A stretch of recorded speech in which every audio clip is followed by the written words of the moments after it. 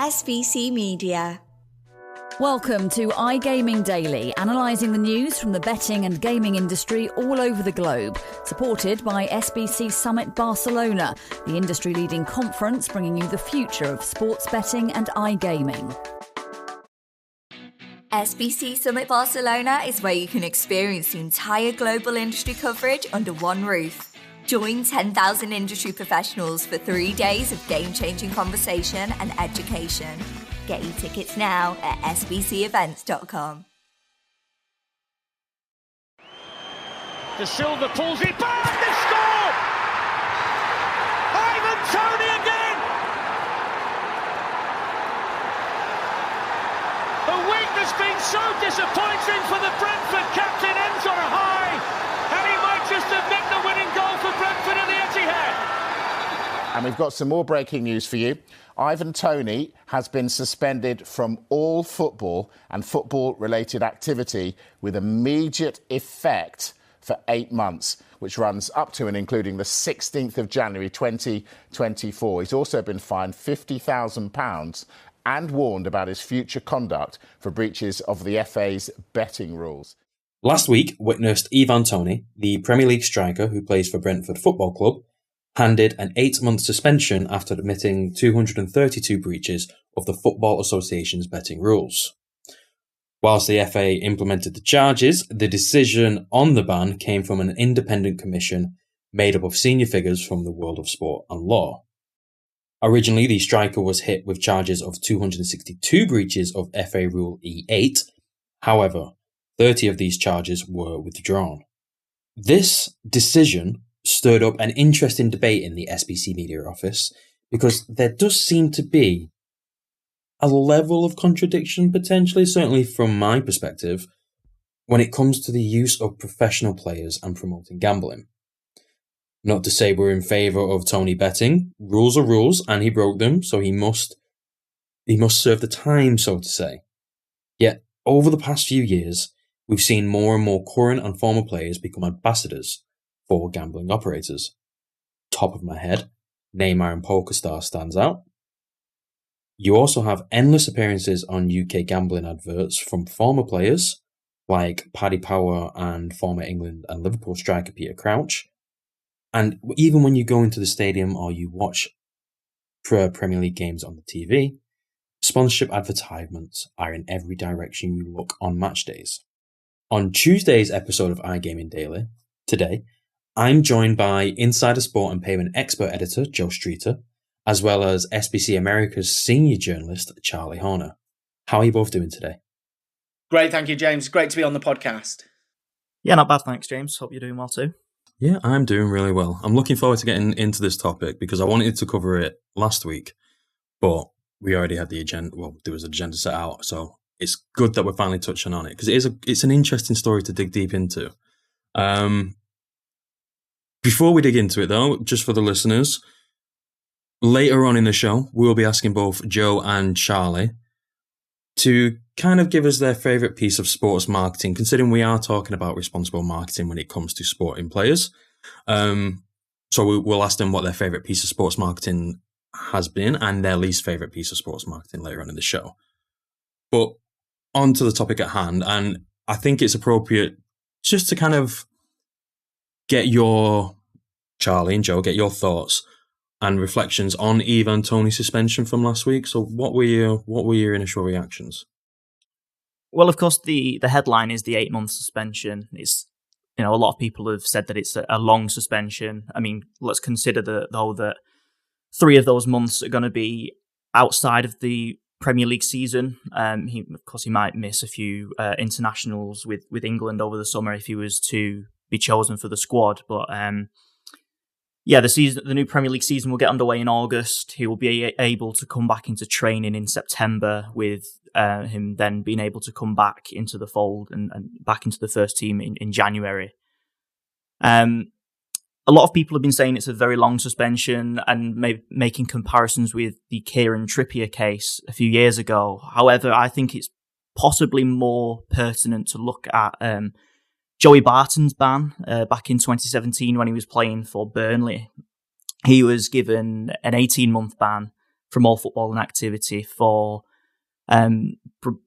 breaching the FA's betting rules over 1,000 times across a 10-year period. Now, if we look at Toney's ban, 8 months for 232 breaches, it's a lot more comparable, and you can see that the FA really want to make a statement out of this and really say to players, look, for the integrity of the game, you should not be betting. Yeah, I wholeheartedly agree with you, Charlie, that the Joey Barton ban is a far greater comparison, not a greater comparison, a far more relevant comparison than the Kieran Trippier one. Obviously, Kieran Trippier wasn't betting on in-game action, so potentially less infringement on the integrity game. But I think with such a significant ban, I think a different comparison will be one that will worry the FA, and that's sort of the moral compass of where this sits in comparison to other bans. You already see people saying, so gambling is a little bit worse than racism, but not quite as bad as missing a drugs test, referring to suspensions for John Terry for racism in QPR. I'd say a little worse than racism is understating it. Because if you compare the ban that Suarez got for racially abusing Evra, which was, I believe, an 8-game ban, an 8-month ban and he could still train, an 8-month ban in relation to betting. They're really strong against betting. Yeah, it is ridiculous. Those are horrendous optics for the FA. But James, you mentioned something important that, I mean, we've already sort of brushed it into the small print of this discussion, but it is very relevant. The FA didn't decide this ban. This ban came from an independent panel. So the comparison with the ban for racism is sort of unfair, and the comparison with the ban for missing a drugs test and other suspensions of that ilk are sort of unfair, but they're going to be there nonetheless. And those are incredibly worrying optics for the FA. I think, the precedent has been set in that regard, and people are always going to make those comparisons and look at those precedents, but the makeup of the FA has probably changed in the 20 years since Rio Ferdinand's drug ban and the 10 years or 12 years, or however long it's been since the Suarez and John Terry incident. So whilst it is, of course, bad optics for the FA, I think, perhaps the regulatory process of governing football has been updated, and I think, you've got to take the period of time since into account. So, kind of moving on to get more into the discussion on betting, because we can argue the debate of, is racism worse than betting? Yes, it is. But we can argue this all day long. Does the framing of this type of suspension that Ivan Toney's received change now following the publication of the white paper and the impending overhaul of gambling regulation in the UK?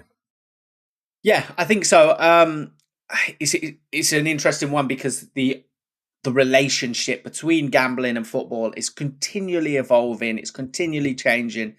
And that change was very much accelerated, was taken to a new level with the long-awaited publishing of the white paper. And I think something that's key in the white paper was talk of players not necessarily having to promote gambling sponsorships, even when it comes to their team's partnerships. And that's crucial because I think one of the things that critics have often said is it's unfair to suspend a player, to punish a player for using a product that they are promoting. So I think, we might see players who admit to have a problem or have had a problem or even have somebody close to them have a problem, choose not to promote a gambling operator, even in spite of it being their club's partner. Obviously, this opens a whole can of worms. It presents a whole lot of problems. But yeah, so it does certainly change that relationship, and it could potentially, down the line, change the framing of that whole debate. And we're looking at, of course, the white paper has offered a whole host of regulatory changes, or at least offered some regulatory changes, but there's also standards already in place. The ASA in the UK has said that advertising, marketing of gambling products should not use players or people who are, idols to those under the age of 18. And we're seeing that in the US as well. I think, we're going to touch on some of the problems of integrity in betting and marketing in the US a little later. And it's something that, those standards are coming in from global regulators as marketing is thrust into the limelight ever more. Charlie, you mentioned about betting companies or sporting companies not using idols under a certain age. Yet, certainly in the Premier League and probably throughout the pyramid of English football, going down from the Championship, League One and League Two, and even to the non-leagues, betting sponsorship is rife. It is rife throughout the leagues. So to say this, not using a sporting hero or sporting personnel to promote your product. Ivan Toney himself is sponsored by Hollywood Bet on the front of his shirt. The stadium is littered with betting advertisements. So is this not a contradiction of the actual rules itself? I mean, it's certainly an argument to be made. Of course, I mean, the relationship between sports leagues, teams and sports betting operators has been cast into the shadows, into the limelight in the last few weeks, since the Ivan Toney case came to light. Of course, Brentford is even owned by Matthew Benham, who made his money in sports betting. He's a professional sports bettor. I believe Brighton's owner as well. Yeah, Tony Bloom, he made his name and his money from the same source. Of course, Brentford is sponsored by Hollywood Bets. Further down the pyramid, the EFL is sponsored by Sky Bet. So that relationship is definitely something that is going to be analysed further. And I'm sure the white paper and some of the legislation and regulatory updates that follow will address that. Mm-hmm. It should be noted as well that the Premier League has, Joe, you can correct me if being the editor of Insider Sport, but they voluntarily accepted to remove betting sponsorship from the front of shirts in the Premier League, and I believe that's from, is it 2025? Yeah, from the front of shirts. But let's be clear that the sleeve spot will still remain, so there will still be that real estate on that shirt that is cherished so much by fans, young and old. Although it's obviously worth mentioning that younger fans below the age of 18, don't get that. When they buy the shirt, they don't get that branding on it, but they still see their players, wearing it. Perfect. So, football in the UK, soccer, if you listen from the US, it isn't alien to utilising sport figures to advertise the products. We've talked about it previously. Charlie, you also briefly mentioned the US. But how responsible is using sporting players, past or present, to advertise gambling products? Well, I think it has to be. It has to be because we know about the exponential value of sports partnerships, and that's sports clubs partnerships. But really, that's because they can use players, and however they use players, it has to be in a responsible way. We live in the world of the influencer at the moment. As much as we loathe to admit it, it is the world of the influencer. No more advertising. No advertising is more valuable than that of influencer marketing.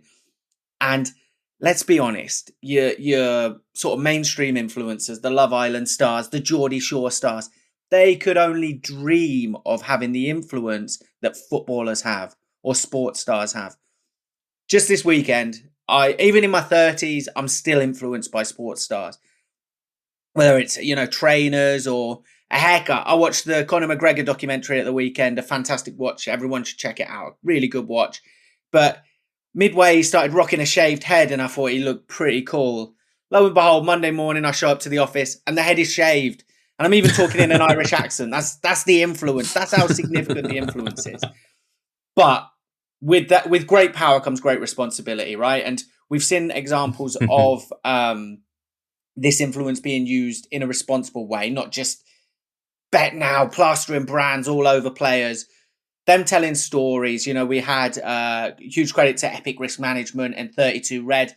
They utilised their sponsorship at Derby for the 32 Red sponsorship. They worked with Epic Risk Management And Wayne Rooney told his story about the risks involved in gambling. So, yeah, that influence is massive, and it needs to be used with responsibility.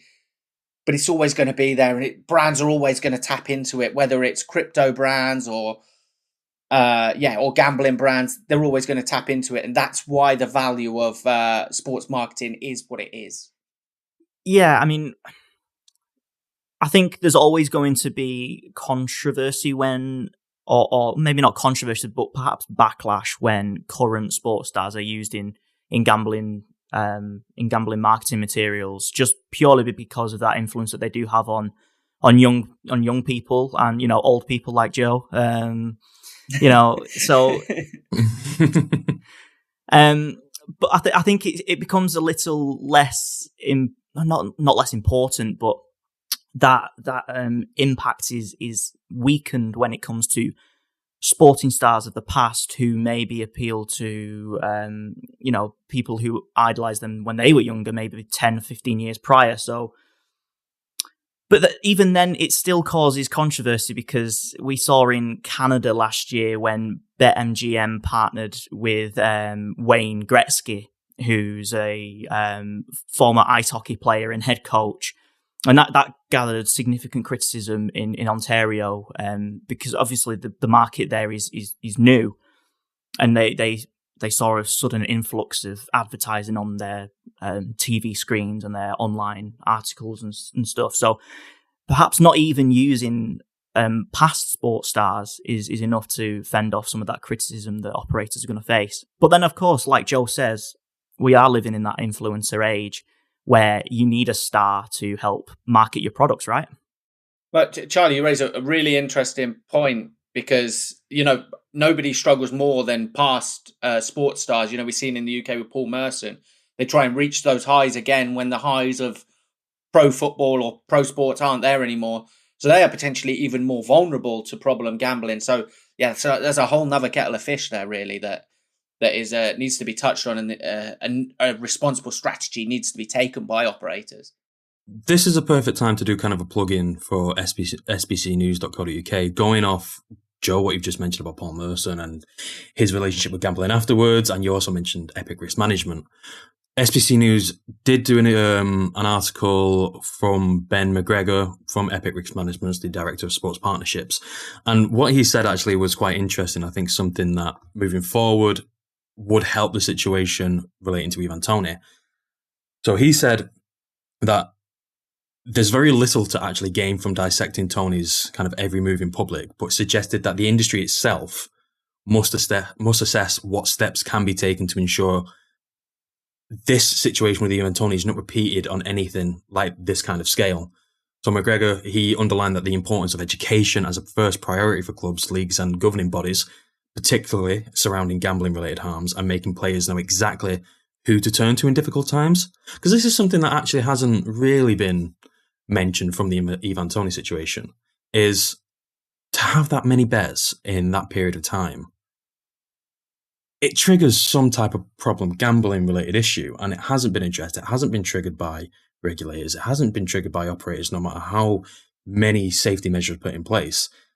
And these players need somewhere where they feel comfortable to go to. And I feel like what Ben McGregor said, is a perfect way of moving forward. I would maybe combat that slightly. And I would say, the Ben McGregor article is a fantastic read. But what I would say to your point just now, James, is on paper, I think 232 bets seems like a lot of bets, but spread out over, a 3-4 year period, it's actually sort of is like a bet a week. It's not as all encompassing as it seems. I don't think. It's a fair point. We also don't know how much was placed, so we shouldn't make assumptions until those figures, if they are released by the Independent Commission, are with us. But kind of just moving forward into what we were talking about. Will we see these types of incidents alter the way operator partners utilize player assets when it comes to clubs? I think especially in the US, for example, where operators are still fighting for market share. It's the lust for market share in that competition. It might be difficult to resist one big marketing partnership with that sports team or that sports league integrating your product into sports broadcasting, as we've seen with PointsBet. We spoke about that last week on iGaming Daily, how costly that's been. But getting your brand involved with different sports teams and leagues and players is so important for in a massively competitive environment that I'm not sure isolated incidents like this is going to have a huge impact. I mean, we have seen a few integrity issues in the US this year, and potentially there could be some repercussions, and we're certainly seeing conversations struck. We saw a few conversations at SBC Summit North America a couple of weeks ago relating to this issue. But I think operators, whilst reviewing their marketing activities, may struggle to resist that temptation. Yeah, it's an interesting point, and I tend to agree with Charlie that whilst they might be looking at certain players and going, he has a history with this, or he's showing signs of this, then they're not going to want to utilise them. I don't know if it will change it as a whole, and it's worth noting that when an operator or whatever brand, to be honest, not just an operator, it could be when a drinks brand partners with a club, they don't get individual player rights. So, for instance, let's say Ivan Toney, whoever the drinks partner is of Brentford, won't be able to use Ivan Toney in individual marketing. They will have to use him alongside sort of 3 other players to do that promotion. And for bigger players like Ronaldo or I think Haaland, players like that whose individual rights are valued a lot more, and they sort of sell their individual rights, they will have a minimum amount of players that they have to be in with for any sort of brand marketing like that. So yeah, I don't think it will change strategies altogether, but I think operators might just look to, even more than they have, because they have done already, they might look to integrate more responsibility and more education within these partnerships, which I don't think is a bad thing. But credit to operators that largely, obviously, there are a lot of partnerships, but largely that is something we see across the board in the EFL and the Premier League anyway. Mm-hmm. And kind of a similar vein, but the sport, we talked about sports betting operators and how they partner with players. How does it differ with gaming operators? Because I'm from a gaming background, so I'd like to kind of get your perspective from this as well. Is the framing similar from your point of view in this type of collaboration? Well, James, I think you're best placed to answer this really from an online gaming background. We see a lot of these partnerships. How do you feel the narrative is, and how do you feel the framing is? Obviously, there's not that risk in terms of integrity, but we do see players potentially at risk of problem gambling in terms of casino betting, and we saw players in, I think we saw players in the casino often who are, it's perhaps a skeptical area, a grey area. Yeah, so definitely in the online casino space, we've seen a lot of Latin American based players, which I know betting advertisement is a lot more loose there. Don't know if that's the correct way to phrase it, but it's definitely a lot more prevalent in Latin America. So we've seen like Ronaldo, Brazilian Ronaldo, sorry. He was the brand ambassador for PokerStars. That was announced last year. Neymar is a recurrent one as well for PokerStars. And I don't know how I sit with kind of certainly the Neymar situation, because he's still such a big icon, and it's not even just in Brazil or in the French league. Like around the world, people know who Neymar is, and then to be associated with these brands, I don't know how I sit on that in regards to how responsible it is. One of the ones that did interest me, this was from June last year, and it was actually to do with Michael Owen, and it strikes me that he might not be, like, sports stars might not actually be aware of their rights or the rules or the breaches in certain laws. that Michael Owen, the ex-Liverpool and England striker, he ended up promoting a casino. I believe it was Punt Casino. Promoted it on his Twitter, and he actually breached UK laws by promoting this unlicensed crypto casino. And this is where we're kind of stepping into now, because we're getting so many.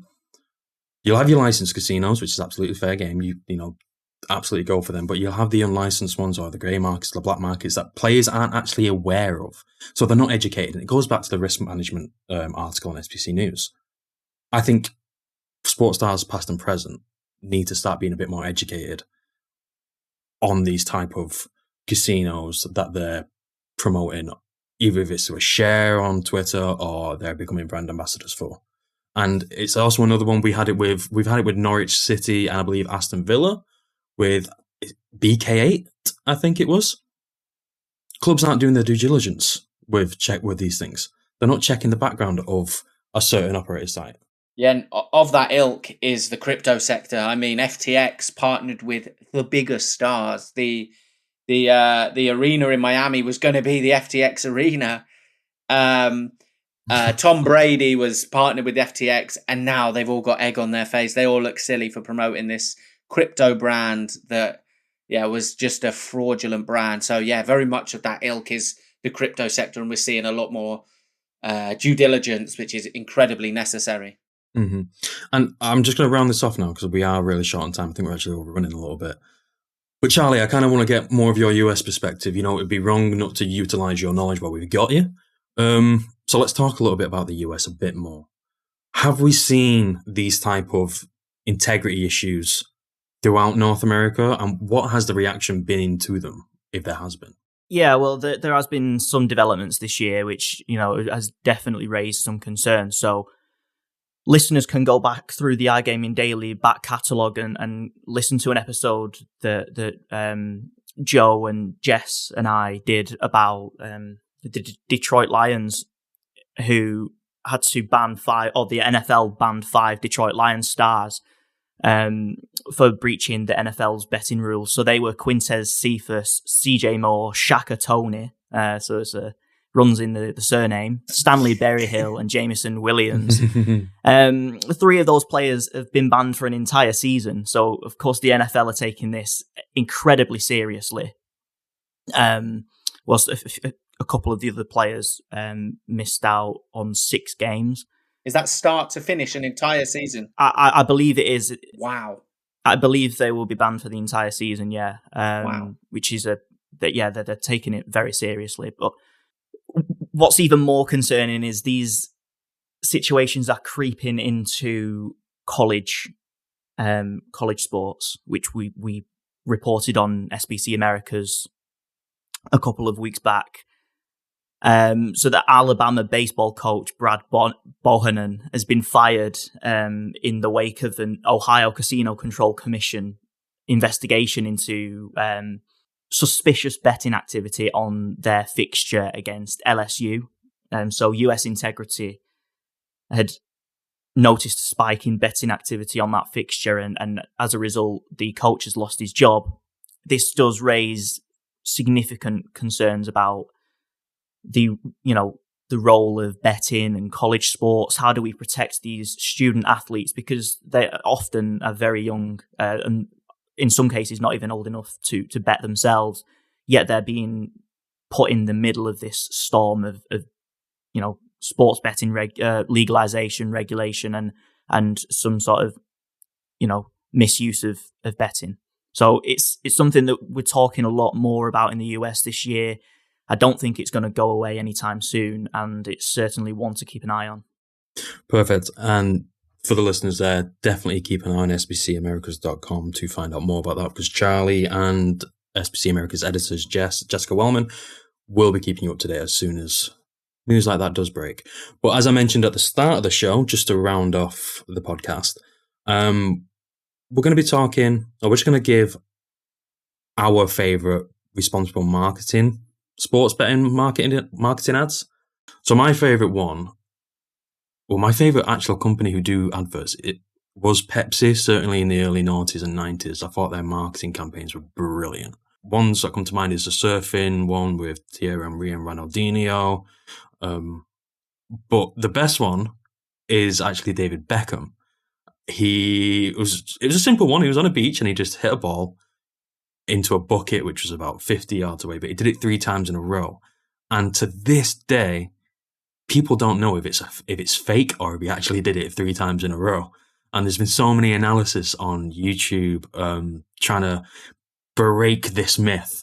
I think it should go on Mythbusters, to be honest. But I think that's one of the best ones because it stood the test of time that people are still now thinking, did he actually do this? And Pepsi are just like, I don't know, but buy a Pepsi while you're at it. Like, have a drink. So that'd be my favourite one. Joe, me favourite one. Mine's very similar, actually. And, talking about influential sports stars there, nobody was more influential than David Beckham back then. If you didn't have that slightly blonde-tipped mohawk in 2002, you couldn't sit on the cool table at school. You had to have it. That was it. You had to have it. Everybody had it. I've gone for Beckham. I've gone for Beckham's buzz cut. That's what I've done. Mine was similar though, and it was all around the content really. Obviously, the star of the show was Ronaldinho, but it was around the content and around it getting people thinking. He came out donned in some gold Nikes. He had a Nike vest on, just enough branding that you knew this was Nike. And he came out. He did some keep ups, and he bounced the ball off the crossbar. Then he caught it back, and he bounced it again, and he just basically played volley tennis with the crossbar. And there were so many conspiracies. Was it real? Wasn't it real? Another one that did the rounds like that was the Portugal, Holland. I can't quite remember. I think Portugal, Brazil, where all these stars came out to play this game and they just beat the living daylights out of each other. It was fantastic. I did really quickly want to shine a light on some marketing that was so bad it was great. And that was when Venky's first bought Blackburn. And I'm not sure if you've ever seen it, but they have a video promoting their chicken. And all the Blackburn, I think David Dunn and Jason Roberts are sharing some Venky's chicken. They're all playing pass the parcel with this Venky's chicken in the Blackburn changing room. Very weird, very strange. It didn't capture the taste of what Blackburn Rovers are, but we all knew what Venky's chicken was after. Do you know what? Because you've just mentioned your worst one. I don't know if we would class it as sports marketing. I think you would because it's United players, Manchester United players. But it was when they did an advert. It was in-house that was played on MUTV, their in-house TV studio, TV channel. And it was to do with a bottle of wine. I can't remember the brand of it now, but the acting in it was awful. It was like Ryan Giggs comes in, he's like, guys, the gaffer has signed a new player, and ever says something which you can't even understand what he says because he just mumbles it. And then Wayne Rooney's like, some say he is a legend. And it just like, and it cuts to like this like bottle of wine, and it was a cringe fest. But I mean, that's good marketing, I think, because you remember how bad it is till this. I remember how bad it is till this day. But I'm Charlie, cringing just hearing your story. Charlie, sign us off. What's your best and worst? I'll keep it brief. And I clearly didn't get the memo of doing these really interesting, cool TV ads. I just kept it to sports betting ones. So I think my favourite one in recent years, and I've got to give a shout out to Sunderland, because they're I think GVC Holdings now Entain.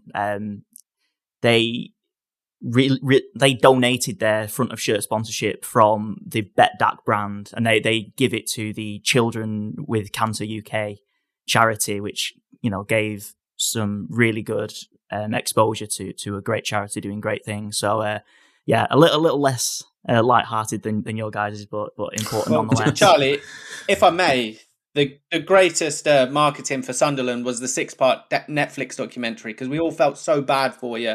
We wanted you to win after that. You were everybody's second favourite club. Yeah, thanks, Joe. Perfect. So we're going to have to wrap this up because we have definitely run over time. Charlie, Joe, thank you for joining us today.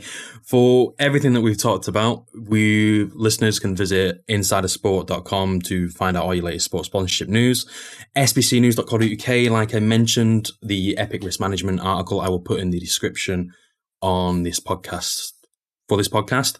And I'll also, Charlie, I'll include the Detroit Lions article as well, because it was briefly mentioned. I know there was a podcast previously about it. But both of you, thank you for joining us, and to our listeners, thank you, and I'll see you tomorrow. Thank you for listening to today's episode of iGaming Daily, brought to you in conjunction with SBC Summit Barcelona, being held at the Fira Barcelona Montjuic on the 19th to the 21st of September. If you want to find out more about some of the subjects raised today, feel free to explore any of the sites in the SBC News Network, or check out the latest edition of the SBC Leaders magazine. Happy reading.